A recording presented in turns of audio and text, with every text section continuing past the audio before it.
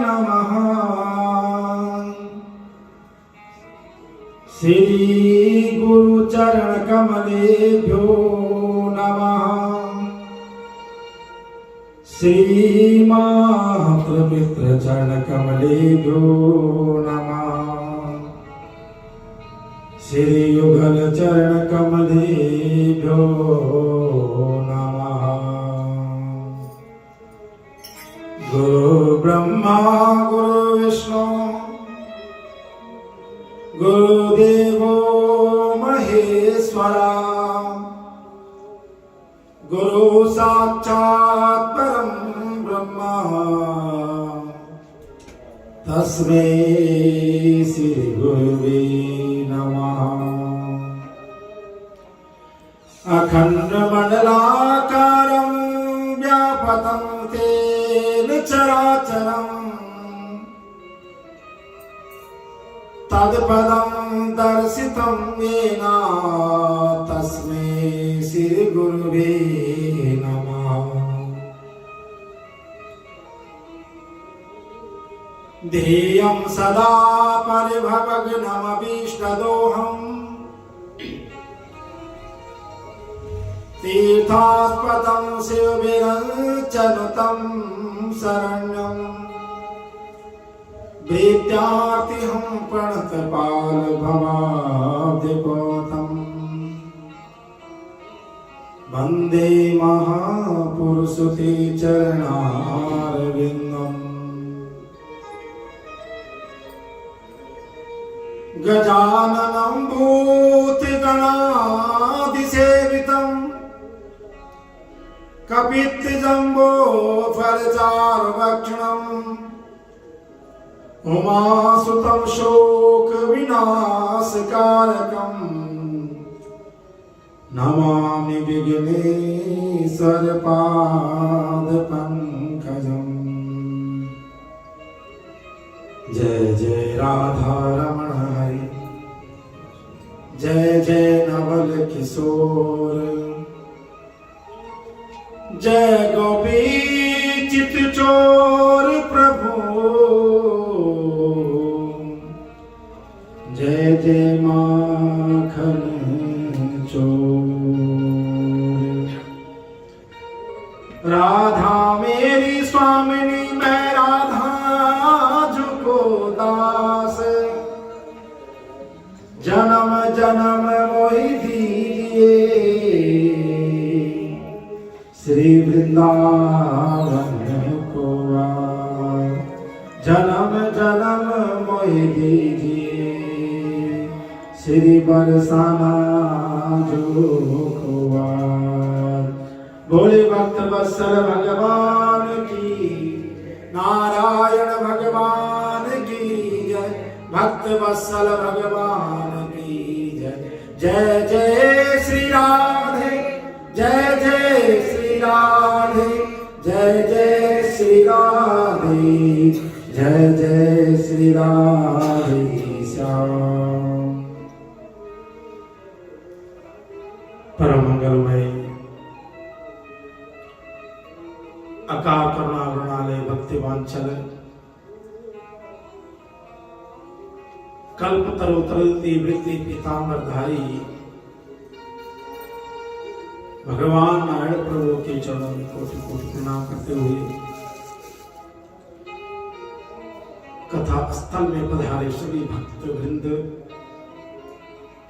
माताएं, बहनें, भाई बंधु, आप सभी का हार्दिक स्वागत अभिनंदन।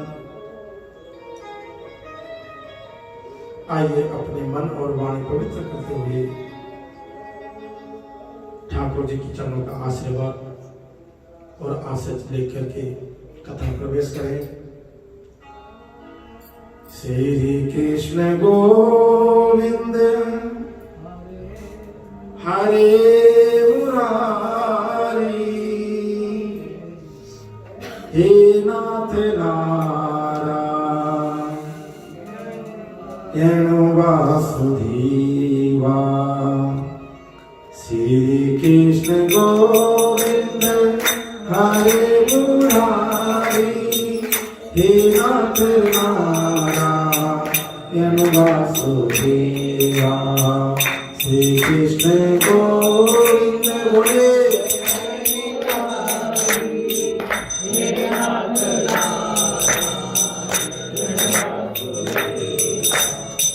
हे नाथ नारायण वासुदेवा हे नाथ नारायण वासुदेवा हे नाथ नारायण वासुदेवा श्री कृष्ण गोविंद हरे मुरारी हे नाथ नारायण वासुदेवा श्री कृष्ण गोविंद हरे मुरारी हे नाथ नारायण वासुदेवा गोविंद मेरी यह प्रार्थना है गोविंद मेरी ये प्रार्थना है भूलो ना मैं प्रभु कभी ना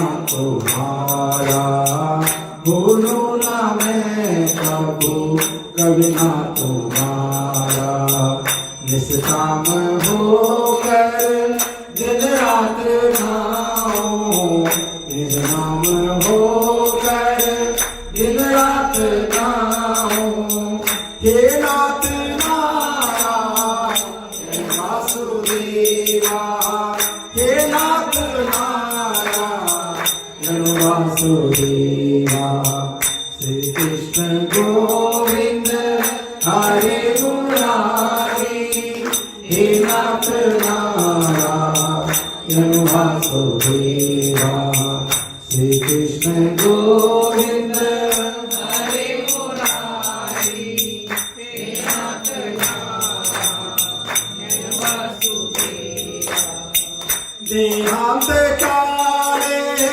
तुम सामने हो देहांत काले तुम सामने हो बंसी बजाते मन को लुभाते बंसी बजाते मन को लुभाते गाता यही मैं तन्नाथ चाहूं गाता यही मैं तन्नाथ चाहूं हे नाथ नारायण वासुदेवा श्री कृष्ण गोविंद हरे मुरारी हे नाथ नारायण वासुदेवा श्री कृष्ण गोविंद हरे मुरारी हे नाथ नारायण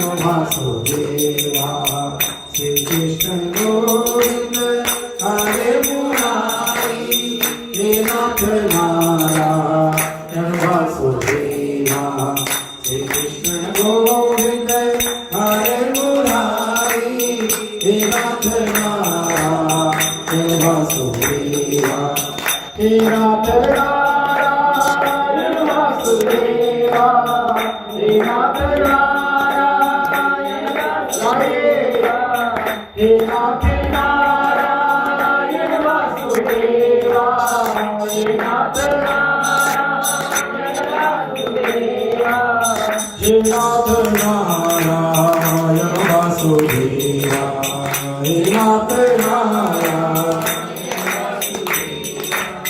श्री कृष्ण गोविंद हरे मुरारी हे नाथ नारायण वासुदेवा श्री कृष्ण गोविंद हरे मुरारी हे नाथ नारायण वासुदेवा श्री कृष्ण गोविंद हरे मुरारी हे नाथ नारायण वासुदेवा हे नाथ नारायण वासुदेवा हे नाथ नारायण वासुदेवा बोले वासुदेव कृष्ण चंद्र भगवान की, नारायण भगवान की जय, भक्त वत्सल भगवान की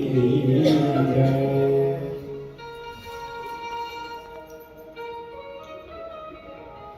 परम मंगलमयी भगवान की ये पावन दिव्य कथा जनहित के लिए कल्याणकारी हो, मंगलमय कार्य हो। ये पावन पवित्र मास कहा कि जो कि अनंत पुण्य फल प्रदान करने वाला है। कार्तिकेय मासानां सर्वश्रेष्ठा फलप्रदः। कार्तिक मास कहा कि सर्वश्रेष्ठ फल प्रदान करने में सक्षम है, और तभी साल के 12 महीनों में से कार्तिक मास में जितने त्योहार हैं उतने त्योहार किसी महीने में भी नहीं है। सबसे पहले पूर्णिमा के दिन शरद पूर्णिमा, चंद्रलोक से अमृत की वर्षा, फिर उसके बाद 4 दिन बाद करवा चौथ, फिर उसके और 4 दिन बाद अहोई अष्टमी का व्रत, फिर आगे धनतेरस, दिवाली, अन्नकूट, गोवर्धन पूजा, भाई दूज, भीष्म पंचम एकादशियां, वैकुंठ चतुर्दशी, कितने त्योहार हैं। ऐसे नहीं देवता लोग तरसते इस भूमि पे आने के लिए, बड़े ही लालायित रहते हैं कि काश हम भी इस भूधरा पे अवतार ले सकते हैं। ध्यान कि गायन्ति देवा किल गीत गानी, धन्यास्तुते भारत भूमि भागे। क्या बात, गायन्ति देवा किल गीत गानी। देवता लोग गीत गा रहे हैं कि धन्य है वो भारतवर्ष भूमि जहां पर मेरे प्रभु ने, ठाकुर जी ने एक बार नहीं अनेक बार अवतार लिया और बड़ी सुंदर सुंदर लीलाएं की है। ऐसा सुंदर ये भारतवर्ष है, और इन भारतवर्ष में इतना यज्ञ, इतना पूजा, इतनी पाठ यात्राएं है किसी देश में। लेकिन हम लोग आंख खोलते ही अमेरिका जाएंगे, कनाडा जाएंगे, हैं? बच्चे गर्भ में तब आता प्लानिंग पहले जाती पति पत्नी की, पहले से रिसर्च करना शुरू कर देते हैं कहां बच्चे को भेजना। ठीक है, पढ़ाई के लिए जाना पड़ता है, कर्म स्थान जाना पड़ता है, कर्म भी जरूरी है, लेकिन अंत में तो अपना भारतवर्ष ही चाहिए। जितनी स्वतंत्रता, जितनी आजादी इस भारतवर्ष में कहीं नहीं है। हर सुख है यहाँ पर। देवता लोग भी लालायित हैं इस भूधरा पे आने के लिए, लेकिन हम लोग विदेशों की ओर प्रस्थान कर रहे हैं, अपना भारतवर्ष छोड़ करके। अब देखो हमारा उत्तराखंड इतना सुंदर है, इतना प्यारा है, एक बार जाए दोबारा वापस आने का मन नहीं करता। पहाड़ों में सुकून है, शांति, लेकिन हमारा कर्म हमें कहाँ खिंचलाया, कोई पंजाब, कोई मुंबई, कोई गई। लेकिन अब वहां भी लोगों की दृष्टि नहीं भरी तो सीधा चल पड़े अब फौरन की तरफ। मैं परसों पढ़ी से बात कर रहा था कि हमारे गांव के ऐसा घर कोई नहीं जिस घर में लोग विदेश ना गए हो। पहले शहर को प्लान किए, देहरादून, ऋषिकेश मकान बनाए, अब यहां से प्लान कर गए, अब सीधा फौरन चले गए। हमारे खुद बड़े भाई हैं, सारे परिवार स्विट्जरलैंड में शिफ्ट हो गए। पहले घर छोड़ा, घर से प्रदेश छोड़ा, अब जो है देश छोड़ा, विदेश से प्रदेश चले गए। लेकिन अंत में तो इस शरीर को जलने वाली जो चिता की अग्नि होगी, अग्नि से जो राख मिलेगी, उसके लिए तो हमें हमारी भारतवर्ष भूमि में गंगा मैया ही चाहिए। गंगा मैया की जय। क्योंकि मुक्ति द्वार वही है, मुक्ति हारण वही गंगा मां है, तारनाहार है। बाहर चाहे जो मर्जी हुए, कितनी सुंदर नदी क्यों ना हुए, लेकिन वहां आप अस्थियां नहीं प्रवाहित कर सकते हो।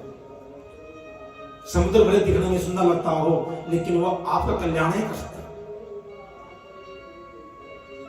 लेकिन गंगा जी में अगर जरा से भी किसी की अस्थियां पड़ जाए, कहा कि उसको जीते जी वैसी मोक्ष मिल जाता है। और जितने काल तक, गरुड़ पुराण साहब कह रहा है कि जितने काल तक गंगा जी में अस्थियां रहेगी, उतने वर्ष वह प्राणी स्वर्गलोक में वास करता है।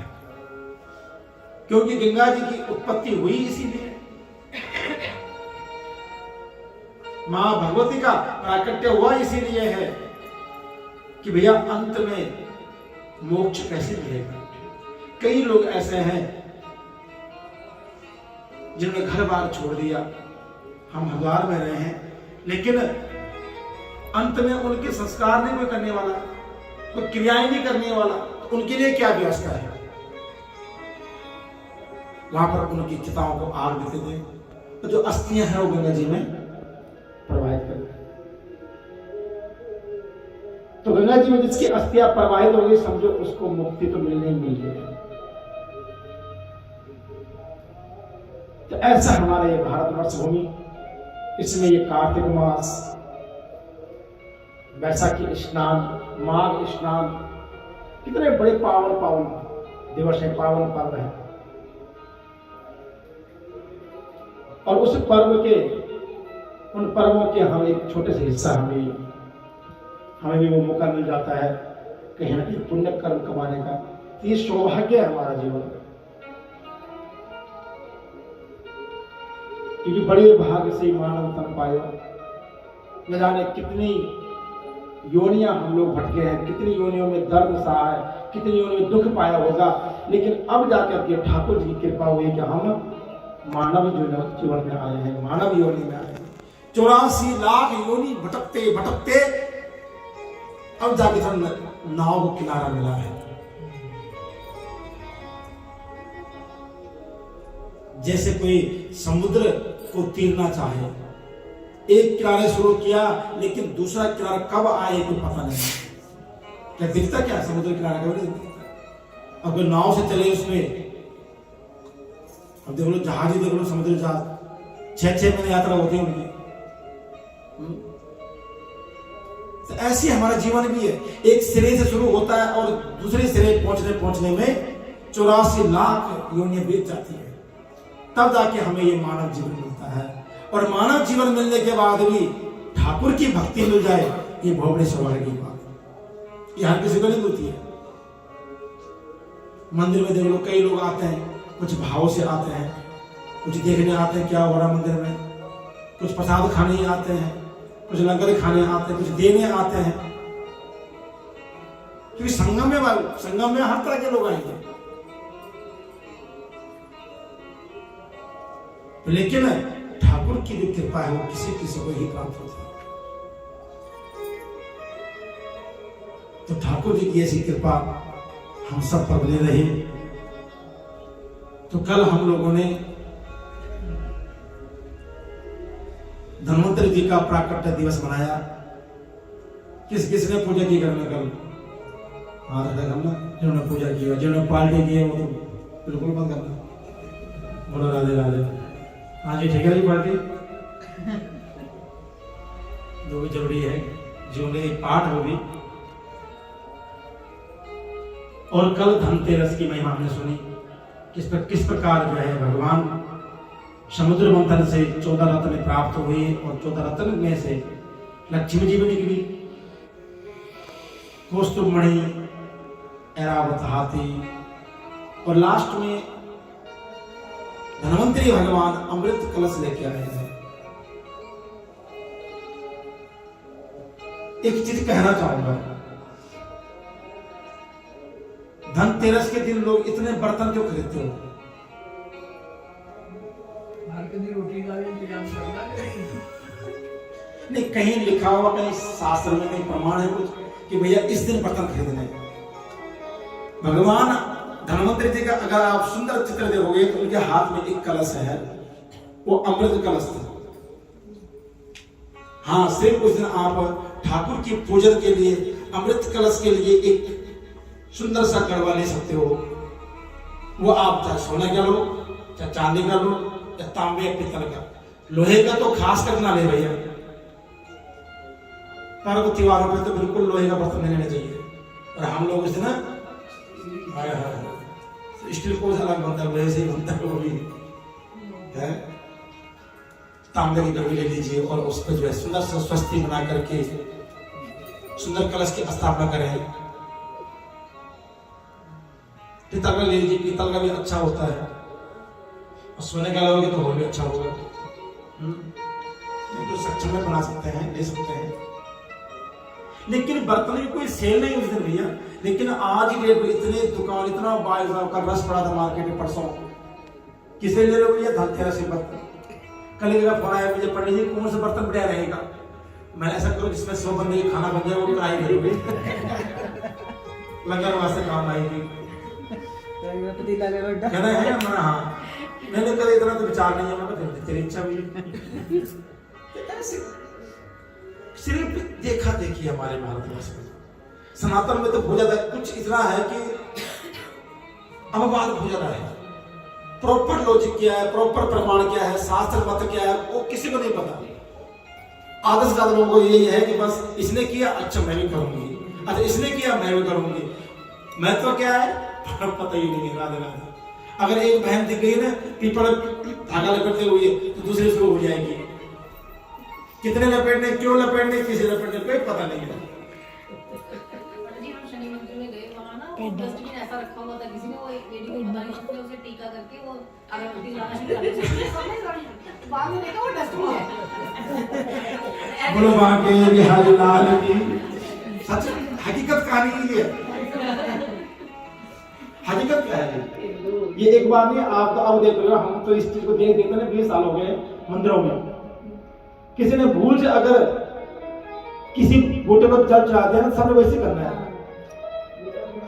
अब मैंने कल बताया कि हमारे गुरुवर साहब जब आते हैं शिवालय में, तो वो दोनों द्वार पे जल छोड़े थे। लेकिन उसको उनको देख देख के कई लोगों ने छोड़ा शुरू कर, लेकिन ये नहीं पता कि छोड़े थे किस लिए। अब उनको तो पता है कि मैं वीरभद्र जी और कीर्ति मुक्ति जी को प्रणाम करता हूँ, उनको जल छोड़ता है, लेकिन लोगों को पता ही नहीं है। अब जितने लोगों के पैर फिसले, जो गिरे, तो भाई साहब 2 दिन बाद आओ तो वहां पर कमर इधर शट हो गई। बोलो राधे राधे। तो इसलिए ऐसा कर्म मत करो कि जो अंधेरे में जा रहे हो, पता ही नहीं है कोई दिशा, कोई रास्ता पता ही नहीं है। कोई बात नहीं, ठीक है। तो इसलिए जीवन में ध्यान रखिए कि कर्म हम करें, लेकिन उस कर्म के बारे में पूछो, पर जानकारी न हो। बिना जानकारी के कर्म करोगे तो वो कर्म ही निष्फल हो जाएगा। गणेश जी को क्या प्रिय है, भगवान शिव को क्या प्रिय है, भगवान विष्णु को क्या प्रिय है, माता को क्या प्रिय है, ये हमें नॉलेज होनी चाहिए। लक्ष्मी जी की पूजा करनी तो कैसे करनी है, क्या व्यवस्था है उसकी, कैसे मां भगवती का आह्वान करें हम। कुछ चीज तो हमारी प्राचीन कल्चर चला आ रहा है। मैंने ये चीज देखी है कि हम जितना मर्जी इस पुराण से साथ से सुना लें, कुछ लोगों ने तो सिर्फ जो पुराना चीज चली आ रही है ना, उसे को फॉलो करना ही करना है। नहीं, सारे बुजुर्ग इतना कहने जी, क्या पता बुजुर्ग ने गलती करी हो, तुम सुधारो कम से कम। बुजुर्ग ने कौन से साथ से पढ़े होंगे, वो भी सुन सुन के देख के किया होगा। लेकिन अगर आप पढ़े लिखे हो, क्योंकि हमारे बुजुर्ग भी पढ़े लिखे कम थे, ध्यान रखना। आज से 50 साल पीढ़ी पहले ज्यादा नहीं पढ़े लिखे होते थे, लेकिन अब की जनरेशन इतनी फास्ट है, उनको सब नॉलेज है। कुछ चीज नहीं मिलता है तुरंत, ये गूगल बता अतिथि कौन है? अब तो फोन भी तो स्मार्ट हो गया, ये सिरी बता ये क्या हो रहा है, बता तिजोरी कहाँ रखी है, तुरंत आ जाएगी। क्या क्या आता घर में क्या रहेगा, अलीसा क्या है, इतना स्मार्ट 2 मिनट आ गए, क्या चीज कहाँ रखी हुई है। चोरी भी आसान हो गई आजकल। ये इलेक्शन का कोड क्या है तिजोरी का, वोट बता देगी। हम अपनी प्राइवेसी से खत्म कर रहे हैं। आलसी इतने बन गए, इलेक्शन फोन पंखा चला, इलेक्शन एसी चला दे, बंद कर दे, कुछ दिन बाद इलेक्शन चाहिए बना दे, काम करने के लिए इलेक्शन आ गए। क्लीनिंग के लिए भी तो रोबोट है। हाँ वही मैं कह रहा हूँ, वो छोटा सा होता है। मैं किसी घर में गया, वो लगा वो घूमने पे, मैं अगला सा नहीं क्या चीज है, कहते पंडित और पता ही नहीं। मैं नहीं जी, कहते तो सिपाही करने के लिए, कहते 2 काम वाले भाई छुट्टी। वो लगा जरा घूमने पे, कहीं फुस फुस कर रहा, कहीं पिचकारी मार रहा। मैं वाह वाह, क्या टाइमर फिट कर दो और उसके सारा वॉइस चलता है। रोबोट आगे बाहर देखो फोरन में चाय ला रहे, चाय बना रहे, सब कुछ कर रहे हैं। वाह। और हम लोग दिन ब दिन आलसी बने जा रहे हैं, कमर दर्द हो रही है, पेट दर्द हो रहा है। क्यों हो रहा है? काम नहीं करते। तो इसलिए समय का बड़ा दुष्प्रभाव चल रहा है। समय ध्यान रखें कि हमें थोड़ा सक्षम रहना है, शुद्धता से रहना है और बढ़िया से रहना है। तो कल कथा हमने श्रवण की थी कि जालंधर ने भगवान शिव कैलाश पर्वत पर अपना गण भेजा, कहा कि मां पार्वती के प्रति काम जल प्रकट हो गया था, क्योंकि जो जगत जननी है और त्रिलोक सुंदरी है, जो जगत की मां है, एक की नहीं जगत की मां है, वो उसके पर अगर कभी भूल से भी कोई हमारे मन में द्वेष आ जाए, उसका प्रायश्चित बहुत बुरा है। कालिदास जी का नाम सुना आपने? भगवान मां पार्वती की मां शक्ति की ऐसी अपार कृपा हुई, बिल्कुल अनपढ़ थे कालिदास, जिसका नाम ही कालिदास पड़ा, जिस टाइम पे बैठे थे उसी टाइम को काट रहे थे, इधर बैठे और यहां से काट रहे, ऐसे मूर्ख थे। लेकिन जब मां भगवती की कृपा हुई, इतने विद्वान बन गए कि उन्होंने कई महाकाव्य लिखे, लेकिन इतने भयानक लिखे कि धीरे धीरे धीरे मां भगवती की लीलाओं को लिखना शुरू कर दिया, उनके चरित्रों के और उनके शरीर के अंग के बारे में लिखना शुरू कर दिया। यहां तक कि एक बार उनके गुप्त अंगों में तिल का वर्णन कर दिया कि मां के इस अंग पे यह तिल है। लेकिन जहां दृष्टि खराब हुई, वहीं बंदे पे कुष्ठ रोग प्रकट हो गया। क्या हुआ? कुष्ठ रोग।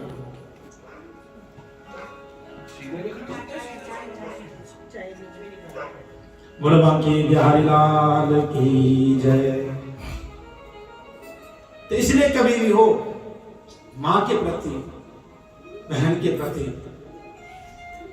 समाज में किसी स्त्री के प्रति कभी भी गलत भाव नहीं होते जीवन में। और इधर जालंधर के मन में भावगत हो गया, अपना गण भेजा, गण की बात नहीं मानी, भगवान ने वहां जो है महापुरुष प्रकट हुआ और उस महापुरुष का नाम कीर्ति मुख रखा गया। इधर नारद जी कहते हैं राजन कि जलंधरस्तु तच्छ्रित्वा कोपाकुलित विग्रह निजगामासु दैत्यानां कोटिभिः परिवारिते। कहा कि जब जालंधर को पता लगा कि मेरी कोई सुनवाई नहीं हुई, अहंकार तो हो ही गया था कि मैं त्रिलोक की विजेता हूं, त्रिलोक का राजा हूं, सारी प्रजा मेरे देर पे खा रही है, मेरे पीछे खा रही है, सबका भरण पोषण मैं कर रहा हूं। इस अहंकार के उसमें मैं चोर होकर के जो है आज कांपता हुआ, थरथर का गुस्सा आता है, शरीर कांपता नहीं कांपता है, गुस्सा कई तरह का होता है। एक गुस्सा होता है आंखें लाल जाती है, एक गुस्सा होता है रोने वाला, एक गुस्सा होता है कांपने वाला, और एक गुस्सा होता है घर के फोन तोड़ने वाला, है ना, जो हाल सामान वही तोड़ देता बंदा। तूने ऐसा कैसे बोल दिया? मतलब बाहर पता लगा मेरा आई फोन टूट गया, बोलो राधे राधे, गुस्से में सामान ही तोड़ना, है ना। तो कांपता हुआ आज सभी देवताओं को बुलाया, और जब युद्ध के लिए निकले तो रास्ते में राहुल मिल गया। और जब राहु ने प्रणाम किया तो जालंधर का भी मुकुट सिर से गिर गया। कभी आप जा रहे युद्ध के लिए, अच्छे काम के लिए, अगर सिर का ताज गिर जाए सिर से तो समझना भैया कुछ अब शब्द होने वाला है। और आज राहु ने सैकड़ों विमान के साथ यहां तक कि शुंभ निशुंभ सबको बुला दिया और युद्ध करने के लिए चल पड़े आज कैलाश पर्वत। इधर देवता लोग परेशान, सब देवता भागे भागे आज भगवान शिव के पास कैलाश पर्वत पहुंच गए और भगवान भोलेनाथ के समय में प्रार्थना करने लगे। हे भोलेनाथ, हमारी रक्षा कीजिए। त्राही त्राही मांग करने लग गए कि शरण में आए हैं हम तुम्हारी, दया करो ये दयालु भगवान। शरण में आए हैं हम तुम्हारी, दया करो ये दयालु भगवान। संभालो बिगड़ी दशा हमारी, दया करो हे। ना हम में बल है ना हम में शक्ति, ना हम में बल है ना हम में शक्ति, ना हम में साधन ना हम में भक्ति, ना हम में साधन ना हम में भक्ति। तुम्हारे दर के हैं हम भिखारी, तुम्हारे दर के हैं हम भिखारी। दया करो हे दयालु भगवान, शरण में आए हैं हम तुम्हारी।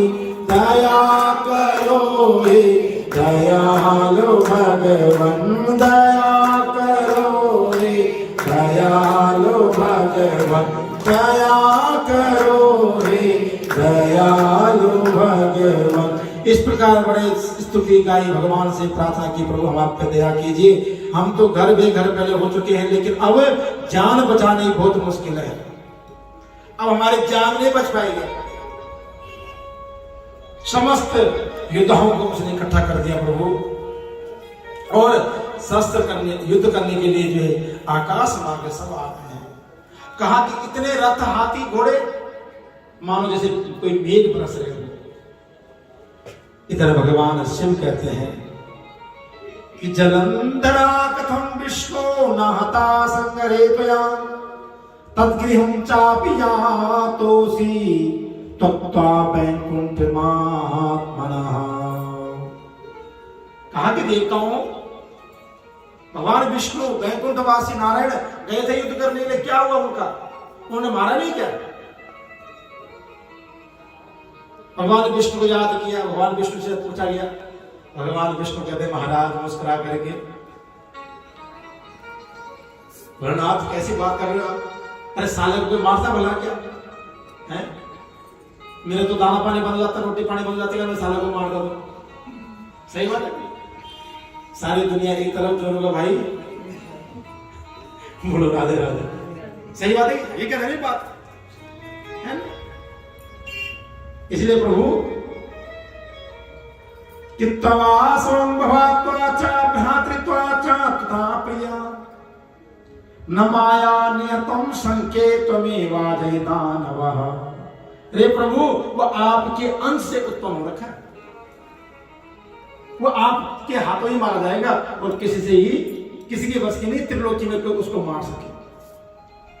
इसलिए प्रभु आप कुछ कृपा कीजिए। भगवान शिव कहते हैं कि मेरी बस की नहीं है इसको मारना। बोलो राधे राधे। क्या करेंगे फिर? जब भगवान शिव भी नहीं मार सकते तो कौन मारेगा फिर? है किसी को पता?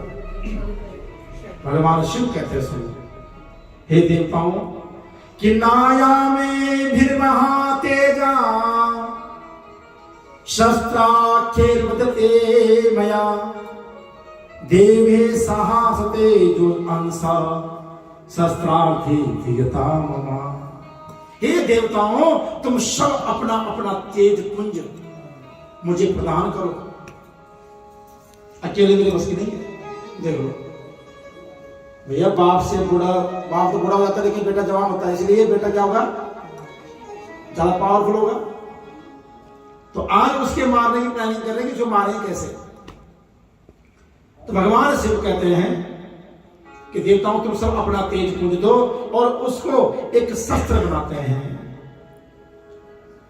इधर नारद जी कहते हैं, राजन, सभी देवताओं ने आज अपना अपना तेज पुंज और उससे एक दिव्य अस्त्र प्रकट किया। भगवान शिव ने भी अपना तेज दिया उसमें, और उससे एक दिव्य अस्त्र प्रकट हुआ कि तेरा करो महादेवो महसा शस्त्र उत्तमम चक्रम सुदर्शनम नामा ज्वालमाला भीषणम।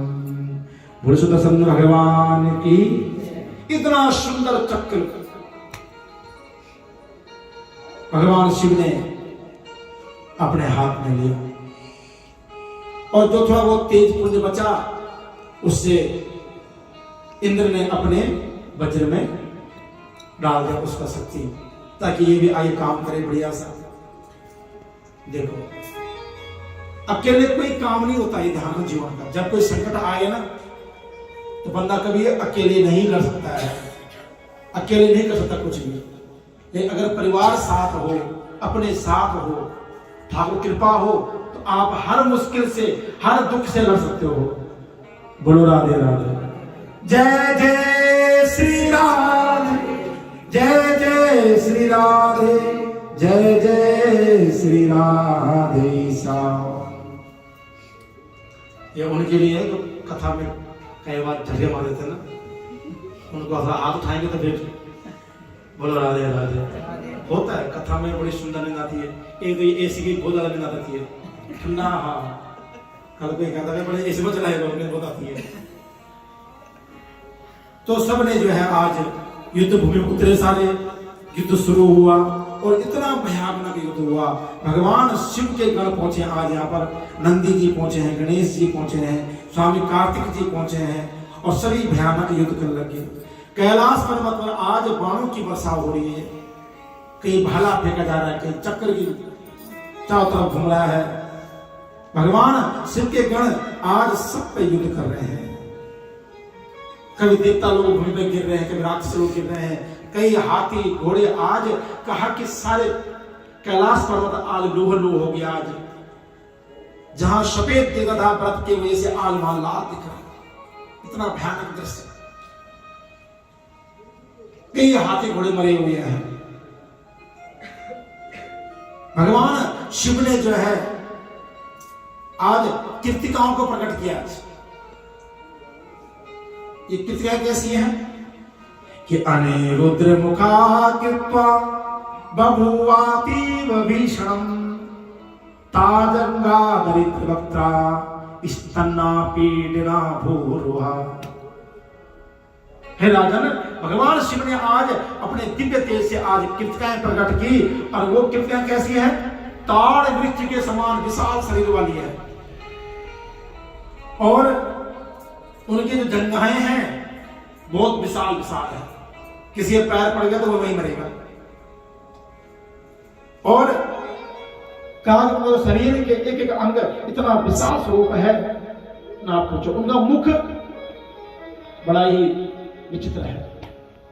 कहा कि जितने भी राक्षस हाथ में आए, कृतिकाओं ने पकड़ के मुख में डाला और उनको अपने उदर में समा दिया, क्योंकि उसमें रक्तबीज जैसे महान योद्धा थे, जिसके एक बूंद खून से जो है कई राक्षस।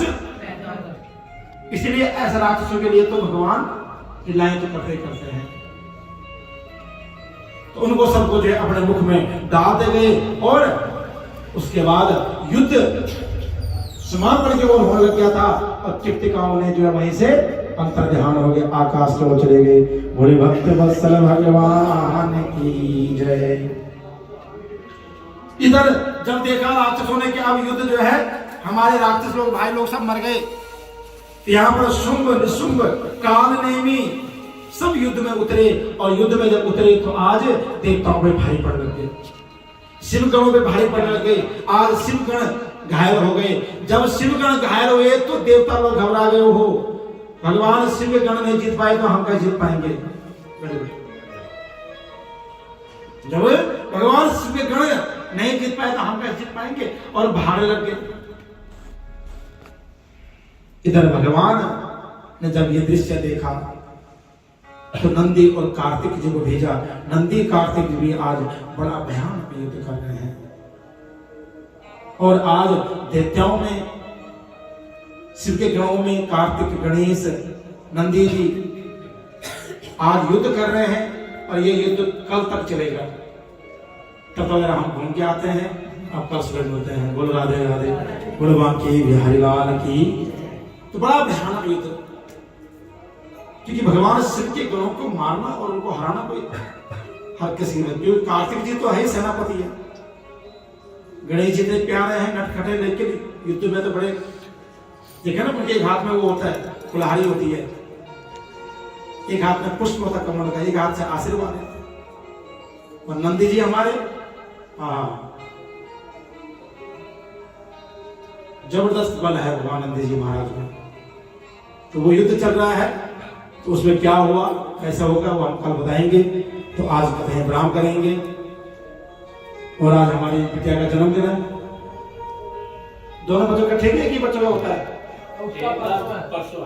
अच्छा, तो बधाइयां आपको। क्या नाम है इसका? आरना ग्रोवर। थोड़ा नाम बताया करना।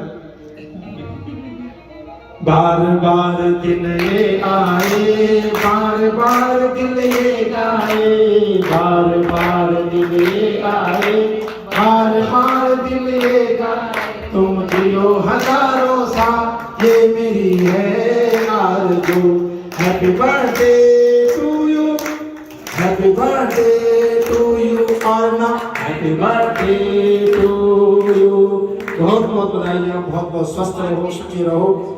मंत्रार्था सफला संतो पूर्णा संत मनोरथा, शत्रुना बुद्धिना सत्तो मित्राणा मुदियस्तवः। भगवान आपको स्वस्थ जीवन, मंगलमय जीवन, आरोग्यमय जीवन प्रदान करें, और अच्छी बुद्धि रहे जीवन में, और परमात्मा का आशीर्वाद, मम्मी पापा का आशीर्वाद, और उनके संस्कार बने रहे, यही हमारी प्रार्थना है। कि ग्रोवर साहब के बेटा बहू तो सुबह उठ जाते 5 बजे रोज, चाहे ठंडो गर्मी हो। आजकल जो बहू देखते हैं मिलती है ना, सास का झाड़ू मार के गेट पे और बहू सो रही है। पंडित जी बेटी है कोई बात नहीं, सोने की उम्र है इनकी। हाँ, बचपन बिता खेत कूद में, जवानी में सोए, और जब बुढ़ापा आया था तो देख देख करके जब नींद जाती बुढ़ापा।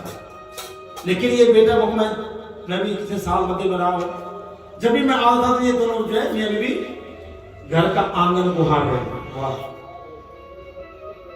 फिर उसके बाद नहा धो बच्चों का टिफिन तैयार करना, और खुद भी जॉब करते हैं बहन जी इनकी मम्मा, वो टीचर है स्कूल में ही है ना। हाँ, गुरु माता है। तो संस्कार पहले घर से शुरू होते हैं। हम लोग संस्कार बच्चों को थोपते हैं, तू इतना कर, जय कर, जन्मदिन जाके प्रणाम कर, अपना भी प्रणाम नहीं करना। सबसे पहले हमें खुद करना पड़ेगा, हमें एक नियम बनाना पड़ेगा। बच्चों को कुछ बोलने की जरूरत ही नहीं है।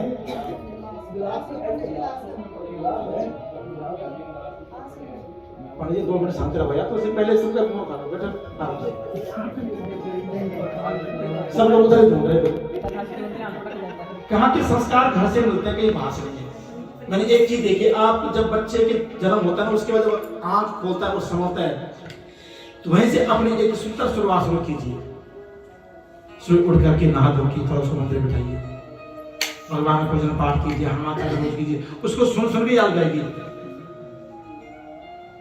एक चीज देखिए ना कि अभी आप देखो, एक बच्चा आता वृंदावन से, स्कूल टेम्पल का है, क्या नाम उसका?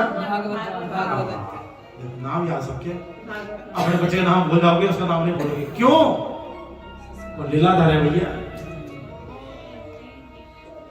अब उसकी माँ से किसी ने पूछा कि आपके बच्चे के अंदर गुण कैसे आए? उसने कहा कि जब आपकी बहू बेटियां ना टीवी देखती थी तो मैं भगवत गीता पढ़ती थी, जब वो सीरियल देखती थी तो मैं रामायण देखती थी, ठीक है ना। जब आप वो सुबह से सवेरे उठ करके इसको वृंदावन की सैर करा दी, यमुना तट में स्नान करा दी और इसको महामंत्र का जप। और उसका जो संग है, संग का रंग चढ़ता है, ध्यान रखना। संग अच्छा होगा तो अच्छा रंग चढ़ेगा। बिन सत्संग विवेक न होई, राम की कृपा बिन सुलभ न सोई। सत्संग भोजन जीवन में, और ऐसा संग दिया धीरे धीरे धीरे धीरे कि आज देखो छोटी उम्र है बच्चे की, 5-6 साल का बच्चा है और महामंत्र का इतना प्रचार कर रहा है। ये कुछ पुण्य आत्माएं भी होती है, कुछ संसार है, कुछ सत्संग है। और ये बेटिया को मूल्य मान दो, तिलक कर दो, ठीक है। तो कहने का भाव ये है कि हमें बच्चों को संस्कार देना चाहिए। तो गुरुवर साहब के 2 बच्चे हैं, पोते हैं, बड़े सुंदर हैं। इतने साल हमें कभी इनको कभी आते लड़ते नहीं देखा, कभी चिल्लाते नहीं देखा, कभी दुर्व्यवहार करते नहीं देखा। घर के अंदर कैसे हैं मुझे नहीं पता था कि घर के बाद जब भी मिले हैं अच्छे भाव से और संस्कार से मिले हैं, तो ये कहीं नहीं माता पिता के संस्कार था। गुरुवर साहब से बहुत लड़ते हैं, अब तो कम गिला हमारे पहले बोल रहे थे, लेकिन बच्चे नहीं लड़ते, बच्चे अच्छे हैं। शुरू में हमारे बहुत टकराव लेके ये बात, ऐसा क्यों होता है, ऐसा क्यों होता है, मैंने बाबा कहाँ से आता सुबह रोज नए क्वेश्चन लेकर के। लेकिन धीरे धीरे जब तक किसी को समझोना तब तक उसके प्रति विचार करना बेवकूफी है। जब बंदे के साथ में रहते तब आप समझ पाते कौन किस सोच का है।